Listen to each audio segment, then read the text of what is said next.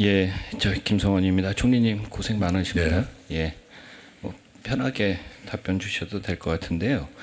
저 우리 총리님 역대 총리랑 다르게 우리 대통령과 이제 조찬 회동을 하는 걸로 알려져 있지 않습니까? 네, 오찬입니다. 예, 오찬입니까? 예, 오찬 저 순방 전에 오찬 언제쯤 하셨습니까? 한번 봐야 되겠는데요. 지난주 월요일이었던 것으로 기억합니다. 그때 혹시 이 조국 후보자 관련해 갖고는 좀 말씀 안 나누셨습니까? 어떠세요? 네, 약간의 의견 교환이 있었습니다. 아, 대통령님의 뭐 말씀을 여쭙는 건 아니고요. 총리님께서는 대통령님께 뭐 혹시 뭐라고 말씀하셨는지 얘기해 주실 수 있으세요? 네, 대통령님과 나눈 대화를 공개하는 것은 옳지 않다고 생각합니다. 네, 알겠습니다. 자, 제가 총리님 인사청문회를 했을 때를 이렇게 되짚어 보면은 보통 일반적으로는 이제 어떤 의혹 제기나 아니면 잘못된 사실이 있었을 때 바로바로 즉각 대응을 하셔가지고 그 논란이 확산되는 것을 좀 막고 진실을 이렇게 밝히셨던 그런 기억이 납니다. 근데 지금의 이제 조국 후보자의 이 태도를 보면은 그냥 그 모든 것을 청문회 가서 말하겠다 이러면서 사실상 본인이 의혹을 더 키우고 있는 그런 상황이거든요. 이런 후보자의 그런 청문회를 대하는 태도에 대해서는 어떤 생각을 갖고 계십니까? 청문회가 내일 처음 열리기 때문에요. 네. 후보자의 청문회에 대한 태도라는 것은 내일 가봐야 알겠습니다. 아니 그 청문회 그날 청문회에서의 태도 말고요. 네. 보통 이제 지명을 받고 그다음에 이제 청문회까지 가기 전에 이런 여러한 의혹 제기 사실이 아니면 아니다 아니면 그것에 대한 반박을 모든 국무위원들이 다 그렇게 해왔었거든요. 근데 유독 조국 후보만은 일종의 좀 미루면서 청문회에서 밝히겠다 이러한 입장을 견지해 왔는데 그런 것에 대해서는 좀 이상하다 이런 생각은 좀 안 드셨습니까? 텔레비전에 늘 얘기하는 장면이 나와서요. 네. 오히려 얘기해도 잘 보도가 안 되니까 답답해하는구나 이렇게 생각했습니다. 아닙니다. 그때 TV에서 나와갖고 출근 전에 네. 했던 말씀은 다 청문회에서 소상히 밝히겠다 이런 것으로 계속 좀 반복이 되어 왔었거든요. 예, 알겠습니다. 지금 조국 후보자 관련해가지고 이렇게 가장 큰 저희 국민들이 분노를 느끼고 또 이렇게 논란이 되고 있는 것의 가장 큰 이유는 총리님께는 뭐라고 판단을 하고 계십니까? 우선은 공정성, 사회의 공정성을 가진 사람들이 더 이렇게 해하고 있지 않는가 하는 분노가 있을 거고요. 또 하나는 후보자 본인에 대해서 갖고 있었던 어떤 이미지하고 배치되는 것 아닌가. 네. 그 두 가지라고 생각합니다. 예, 맞습니다. 저도 총리의 의견에 동의하는 게 가장 큰 것이 이 불공정성입니다. 그래도 문재인 정부에서 가장 중요시한 가치를 가지고 있는 것이 공정한 사회를 만든다는 거 아니겠습니까? 근데 오히려 더한 특권 의식을 가지고 불공정한 사회를 뒤에서 이렇게 만들었다는 것에 대해서 국민들이 바라보는 시각이고 분노하는 시각입니다. 혹시 총리님께서 장관으로 제청을 하셨을 때 지금 제기되고 있는 많은 의혹들에 대해서 어느 정도는 좀 보고를 받으셨습니까? 전혀 받지 못하셨죠. 그것 또한 문제라고 하는 겁니다. 도대체 이 문재인 정부에서 인사 검증 시스템이 어떻게 돌아갔기에 이 정도까지 될 정도로 검증을 하지 못했냐. 거의 대부분 새로 드러나는 그런 형국이거든요. 좀 하나하나 좀 되짚어 보겠습니다만 우선 과기부 장관 쪽에 먼저 좀 질문하고 다시 총리님께 한번 여쭙도록 하겠습니다. 예. 과기부 장관님 나오셨죠? 네. 자, 지금 한국과학기술연구원 키스트에서의 그런 인턴 허위 증명 서류에 대해서 지금 계속 연일 보도가 되고 있는데 어떻게 사실 파악은 좀 한번 해보셨습니까? 여러 가지 이야기들이 상충되는 게 있기 때문에 내부적으로는 조금 파악을 했습니다만은 네. 그 부분 사실 여부도 지금 수사 중에 있기 때문에 좀 기다려봐야 되지 않을까 싶습니다. 지금 내일 청문회가 다 그렇게 될 확률이 높아요. 불리한 질문에 대해서는 수사 중이기 때문에 답변을 못한다. 한국과학기술연구원 키스트, 제가 키스트 연구원 출신입니다. 우리나라 과학기술 연구의 가장 큰 그 메카이기도 하고 그만큼 많은 자료와 또 많은 그 중요한 자료들이 있기 때문에 아주 그 저희 입출입에 대해서 엄격하게 관리를 하고 있습니다. 지금 문제가 되는 것이 그 저기 출근 기록을 갖다가 10배나 뻥튀기 했다는 거 아닙니까? 또 허위 증명 서류를 제출했다는 거 아닙니까? 그것을 토대로 부산 의전원에 합격했다는 거고요. 그거는 아주 간단하게 알아볼 수 있는 겁니다. 그것에 대해서 한번 알아보셨습니까? 그러니까 이제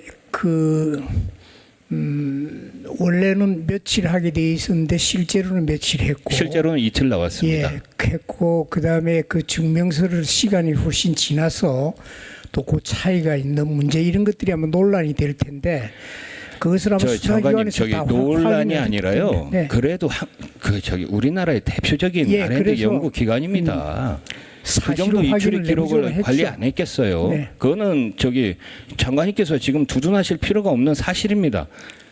그러니까 사실은 내부적으로 확인을 했습니다만은 네. 이것도 내부 확인과 또 수사기관에서 하는 거와는 또 다를 수 있기 때문에 수사기관의 요청이 있으면 당연히 그 의견을 안 주겠습니까? 자, 장관님 보세요. 이 국민들이 왜 이렇게 하냐면 특정 그 고위 계층에서 한국과학기술연 키스트가 이런 스펙 부풀리기 또 스펙 위조에 이용을 당했다는 것에 대해서 이게 분노하고 있는 겁니다.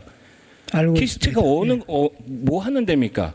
우리나라 미래를 짊어질 그런 R&D의 최고 연구 기관이에요.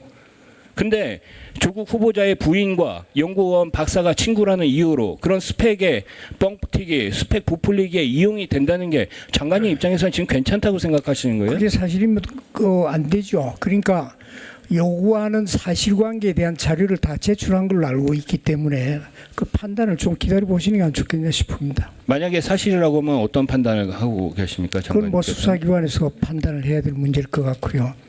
또 그 결과에 따라서 내부적으로 여러 가지 행정적인 조치 사항이 있으면 하리라고 생각을 합니다.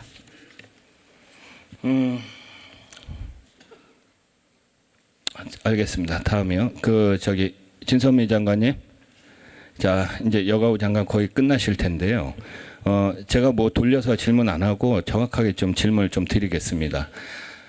여성가족부의 존재 이유가 여성과 가족 또 그리고 청소년을 보호하기 위한 그런 부처 아니겠습니까? 네, 맞습니다. 자 그러면은 조국 후보자의 미성년자 또 재학생과 학생과 성인과의 성관계는 합의가 되었으면은 문제가 없다. 이러한 성인식에 대해서는 장관님은 어떤 생각을 가지고 계십니까? 그 질문하신 의도가 아니 어떤 저기 취지이신지요? 성인식에 그 조국 후보자의 이러한 성인식에 대해서는 어떠한 견해를 갖고 계신지 여성부 장관으로서 지금도 장관하고 계시니까요. 실제로 이런 문제들에 대해서는 전문가, 뭐 학자 이런 분들이 각각의 의견들이 나눠져 있고요. 저희가 이 문제들에 대한 다양한 의견들을 함께 모으고 있는 상황이고요.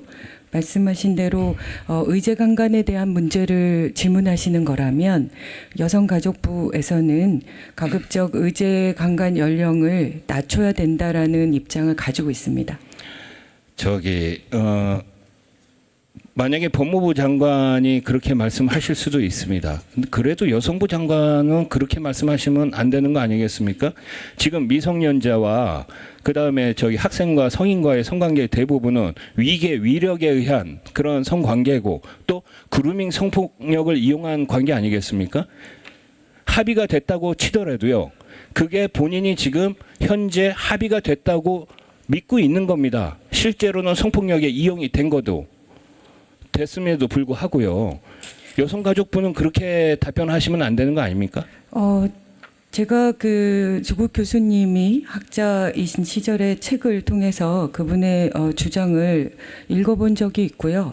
방금 의원님께서 말씀하신 것처럼 그렇게 단순하게 정리할 수 있는 문제는 아니라고 저는 알고 있고요. 말씀하신 대로 의원님께서 우려하시는 것처럼 의제 강간의 연령을 저희가 높여야 된다는 부분들에 대해서는 여가부가 확실한 입장을 갖고 있다 이렇게 말씀드리고 있습니다.